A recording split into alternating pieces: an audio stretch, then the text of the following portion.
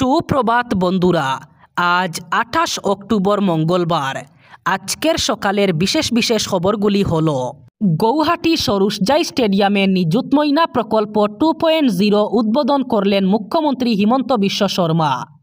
প্রায় 10 লাখ ছাত্র এই প্রকল্পের মাধ্যমে লাভ করবেন টাকা। এদিকে হাইলাকান্দি জেলায়ও সোমবার 33টি শিক্ষা প্রতিষ্ঠানের ছাত্রীদের মধ্যে মুখ্যমন্ত্রী নিযুত ময়না প্রকল্পের চেক বন্টন করা হয়েছে।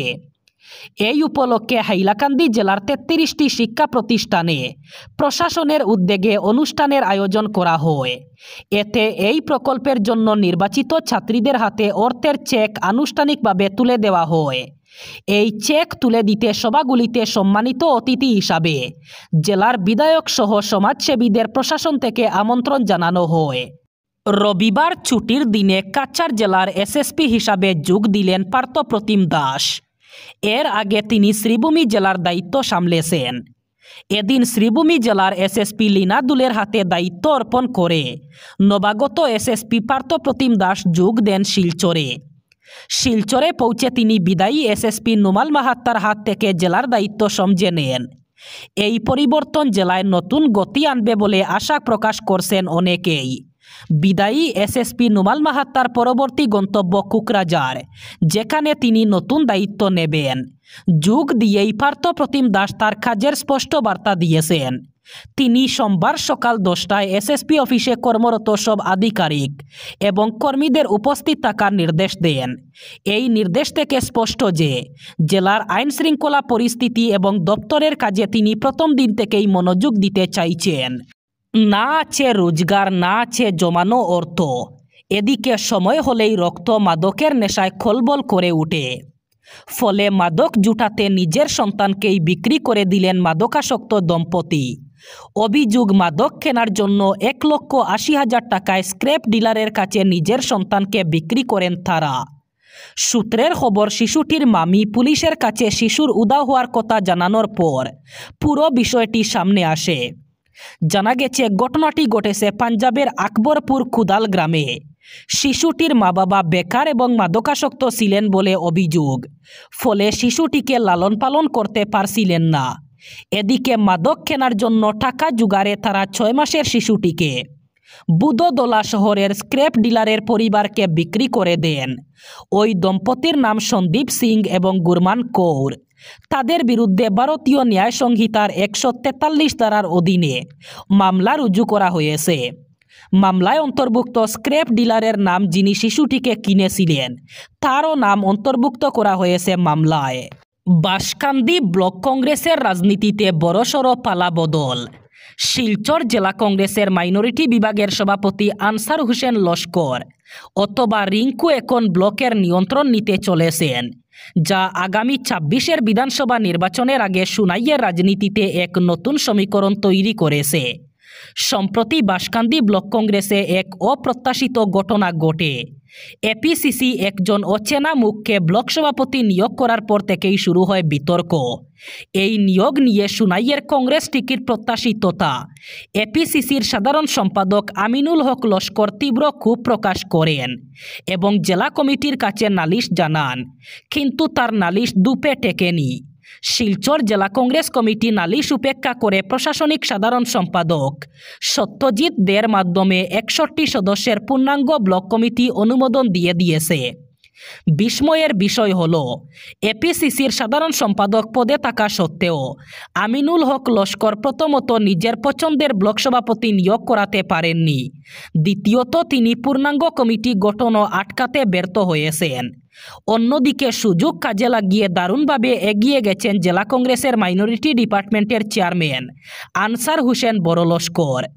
অনুমোদিত ব্লক কমিটিতে তার অনুগামী ও সমর্থকদের সংখ্যাধিক্য চোখে পড়ার মতো। উত্তর করিমগঞ্জ বিধানসভা কেন্দ্রের বদরপুর এলাকার বুন্দাশিল গ্রামে বরাক নদীর ভাঙ্গনের ফলে আবার আতঙ্ক দেখা দিয়েছে। নদীর জলস্তর কমা শুরু হতেই ভাঙ্গনের তীব্রতা বেড়ে চলেছে। কিন্তু আশ্চর্যজনকভাবে কুম্ভ নিদ্রামগ্ন জলসম্পদ বিভাগ। এলাকাবাসীর অভিযোগ, দীর্ঘ বছর ধরে নদী ভাঙ্গনের ফলে অনেকের ঘরবাড়ি নদীগর্ভে চলে গেছে। এবার নতুন করে বাঙ্গন শুরু হয়েছে। তবুও বিভাগীয় তরফে বাঙ্গন প্রতিরোধের কোনো ব্যবস্থা গ্রহণ না করায় ক্ষোভের পারদ চড়ছে গ্রামবাসীর মনে। ভুক্তভোগীদের অভিযোগ, প্রতি বছর নদী বাঙ্গনে হারিয়ে যাচ্ছে ঘরবাড়ি গাছপালা। এ ব্যাপারে বিভাগীয় কর্তা ব্যক্তিদের অবগত করালেও কোনো সুরাহা হচ্ছে না। সরকার নদী বাঙ্গন প্রতিরোধে কারি অর্থ খরচ করলেও বদরপুর এলাকায় বাঙ্গন প্রতিরোধে কোনো কানাকড়ি আসেনি। যদিও আসে তবে কাজ না করে লুটেপুটে খেয়ে ফেলেন বিভাগীয় আধিকারিক সহ ঠিকাদাররা। জমির অধিকার, মজুরি বৃদ্ধি এবং এসটি মর্যাদার দাবিতে চা জনগোষ্ঠী আগামী 25 নভেম্বর পর্যন্ত অপেক্ষা করবে। মুখ্যমন্ত্রীর আশ্বাসের প্রেক্ষিতে চা জনগোষ্ঠীর প্রস্তাবিত আন্দোলন সাময়িকভাবে স্থগিত রাখা হলো।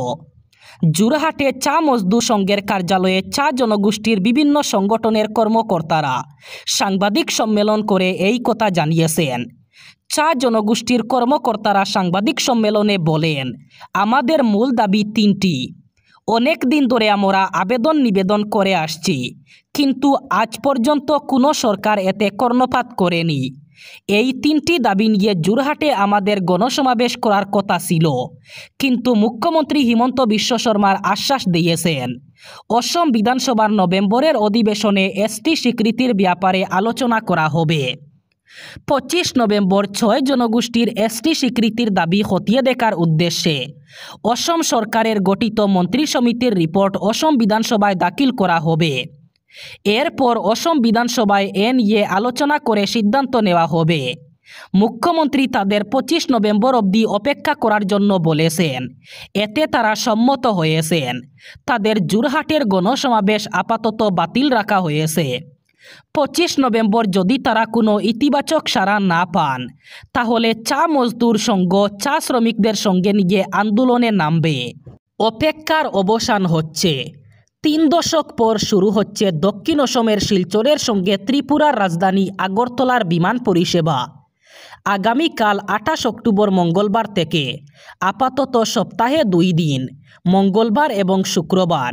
অন্যদিকে আগরতলার সঙ্গে রবিবার বিকেলে চালু হয়েছে পশ্চিমবঙ্গের বাগডোগরা সঙ্গে সরাসরি এয়ার কানেক্টিভিটি, জানিয়েছেন এয়ারপোর্ট অথরিটি অফ ইন্ডিয়া আগরতলার assistant general manager S Haokip Jempu. উদারবন্দের শিলিগুড়িতে রয়েছে বাগডোগরা বিমানবন্দর, যা অত্যন্ত জনপ্রিয় পর্যটন দার্জিলিং থেকে 68 কিলোমিটার দূরে। জেম্পু আরও জানিয়েছেন শিলচর আগরতলা রুটে চলবে ইন্ডিগো। এ নিয়ে আগরতলার সঙ্গে দেশের 10টি স্থানে হবে বিমান সংযোগ। বর্তমান সময়ে ত্রিপুরার রাজধানী আগরতলার সঙ্গে বিমান সংযোগ রয়েছে কলকাতা, দিল্লি, ইম্ফল, বেঙ্গালুরু, হায়দ্রাবাদ, ডিব্রুগড়, গৌহাটি, চেন্নাই ইত্যাদি শহরের। আগরতলার মহারাজ বীর বিক্রম এয়ারপোর্টে দৈনিক 13 থেকে 16টি বিমান উঠানামা করে 4 থেকে 5,000 যাত্রী সহ। ইতিমধ্যে এমবিবি এয়ারপোর্টে 30,000 বর্গমিটার এলাকা নিয়ে নতুন টার্মিনাল ভবন নির্মাণ করা হয়েছে। এই এয়ারপোর্ট উত্তর পূর্বাঞ্চলের মধ্যে দ্বিতীয় ব্যস্ততম এয়ারপোর্ট। গৌহাটির গোপীনাথ বরদলৈ ইন্টারন্যাশনাল এয়ারপোর্টের পরে এই এয়ারপোর্ট। উত্তর পূর্বাঞ্চলের ক্ষেত্রে 23টি এয়ারপোর্ট রয়েছে। এর মধ্যে 17টি রয়েছে অপারেশন।